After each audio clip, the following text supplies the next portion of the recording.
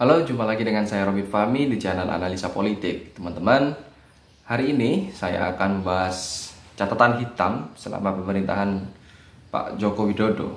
Dan kita tahu bahwa pemerintahan Jokowi ini tinggal setahun lagi mungkin ya. Karena pas 2024 bulan Februari tanggal 14 itu akan berlangsung pemilihan presiden dan wakil presiden yang baru. Apa saja sih catatan hitam yang perlu kita ingat mungkin dan akan menjadi catatan sejarah bagi anak cucu kita bahwa kita pernah dipimpin oleh seorang rezim yang dia banyak sisi-sisi yang harus diperbaiki betul. Yang pertama, tentu ini sudah menjadi konsumsi publik ya, soal hukum. Nah, soal hukum ini saya rasa ini sudah sejak awal ketika pemerintahan Jokowi itu menjadi perhatian publik, di mana ketika lahir Undang-Undang ITE, pengkritik Jokowi lewat media sosial yang itu dilakukan oleh rakyat jelata dipidanakan, dilaporkan. Nah, ini termasuk catatan hitam menurut saya ya, lahirnya Undang-Undang ITE. Entah itu yang melahirkan itu DPR, tapi yang jelas ini lahir di pemerintahan Jokowi. Dan yang kedua yaitu yang getol ditolak oleh aktivis mahasiswa, bahkan seluruh Indonesia ya, yaitu Undang-Undang Omnibus Law atau Undang-Undang Cipta Kerja, yang dianggap ini undang-undang berpihak kepada pengusaha. Dan kok rasa-rasanya ini sebagai ijon politik ya.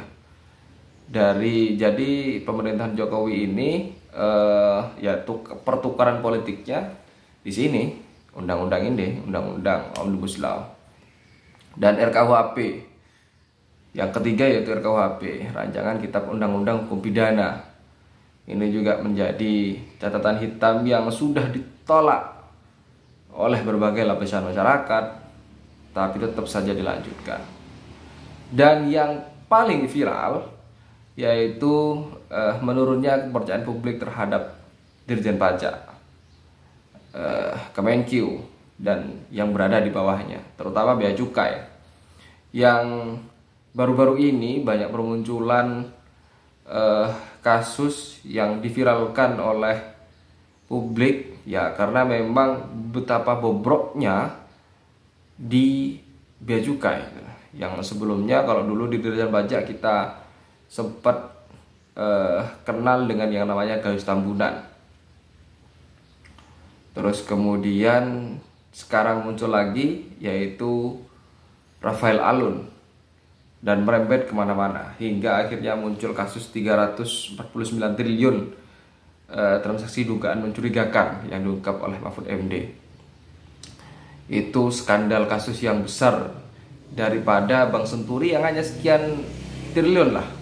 Sekarang ini 349 triliun. Ini catatan buruk bagi pemerintahan Jokowi yang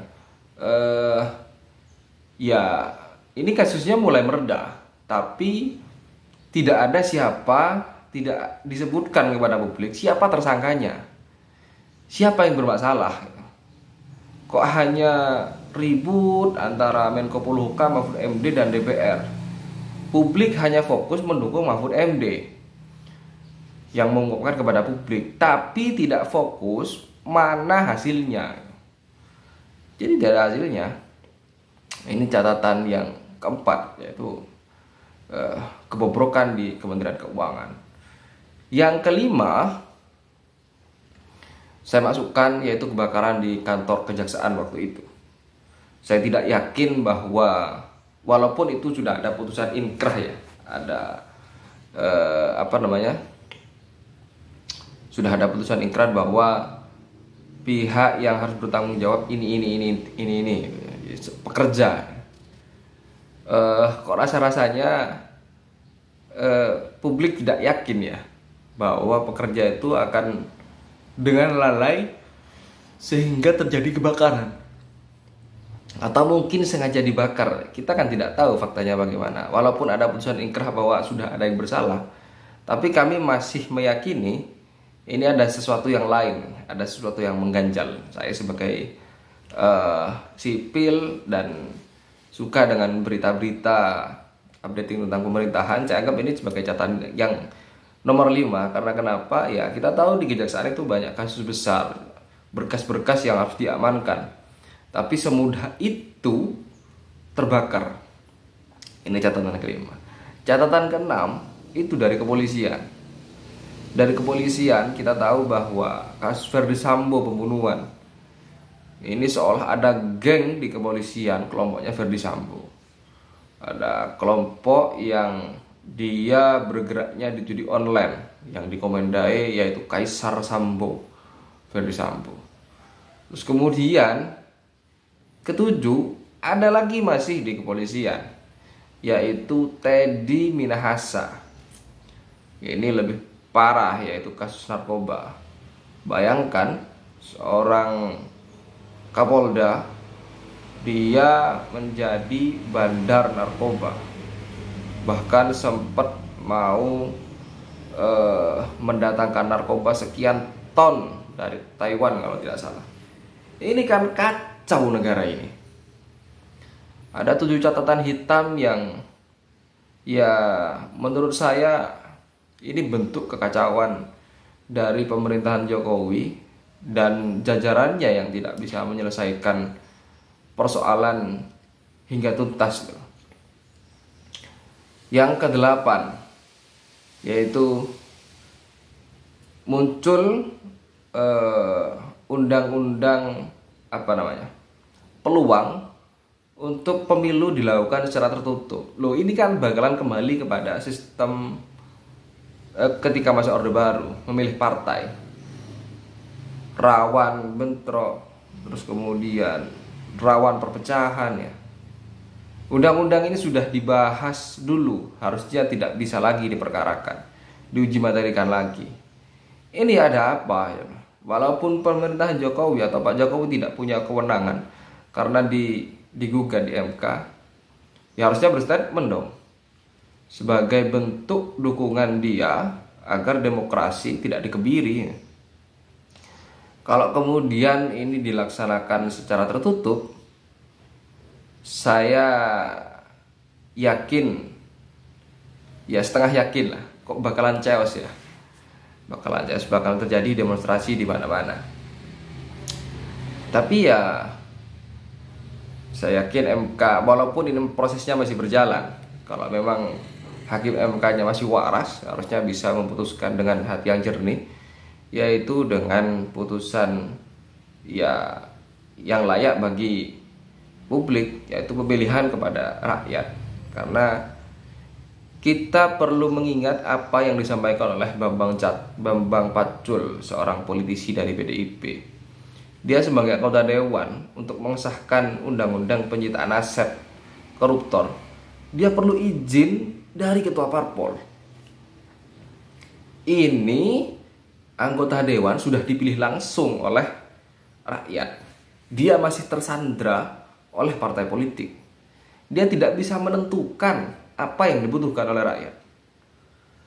Dia masih apa katanya, ibu katanya ketua partai politik. Apalagi kemudian nanti DPR-nya dipilih oleh partai politik. Saya yakin bukan hanya Bambang Pacul yang akan mengeluarkan statement seperti itu, tapi semua anggota dewan kalau pemilihan dilakukan secara tertutup. Ini sudah catatan hitam yang ke-8 bagi pemerintahan Jokowi yang ya sudah periode kedua. Ini bukan husnul khotimah ini selesainya ini ya, kalau kemudian banyak sekali catatan hitam yang menjadi noda di sepanjang perjalanan pemerintahannya. Yang ke-9, Pak Jokowi ini ngapain sih ikut-ikutan endorse calon presidennya? Sepanjang sejarah tidak ada presiden yang mengendorse calon presidennya, mempersiapkan calon, tidak ada. Saya melihatnya seperti itu. Tapi Pak Jokowi kemana-mana bawa Prabowo, bawa Ganjar. Ini maksudnya apa? Apakah ada kasus besar yang kemudian itu sulit ditutupi sehingga dia butuh calon penerus agar mengamankan dirinya, atau seperti pandangan publik ya, ini kan menduga-duga ingin agar penerusnya meneruskan programnya di IKN. Lah, kalau menurut saya Pak Jokowi kalau ingin programnya diteruskan, yaitu apa katanya presiden yang baru. Kalau Pak Jokowi sudah selesai masa jabatannya, ya sudah selesai. Entah programnya jalan, entah programnya sampai selesai, entah programnya setengah, yaitu urusannya presiden yang sudah terpilih nanti. Tidak perlu menyiapkannya. Lah ini kan menjadi presiden buruk ya. Presiden-presiden sebelumnya tidak ada yang kayak Pak Jokowi ini menyiapkan calon presiden dan lain sebagainya, ya bermanuver dan tidak tahulah. Ada sekian catatan yang menurut saya yang perlu ya sebagai introspeksi bagi Pak Jokowi yang masa pemerintahannya sudah hampir selesai, sudah beberapa bulan lagi. Ya harusnya Pak Jokowi berbenah, bukan justru sibuk menyiapkan nyalon, menyiapkan parpol untuk bagi penerusnya yang akan dicapreskan. Harusnya sibuk memperbaiki agar publik ini menilainya Pak Jokowi benar-benar di masa akhir jabatannya husnul khotimah. Bagaimana menurut teman-teman? Silahkan komentarnya. Sekian dari saya. Assalamualaikum warahmatullahi wabarakatuh.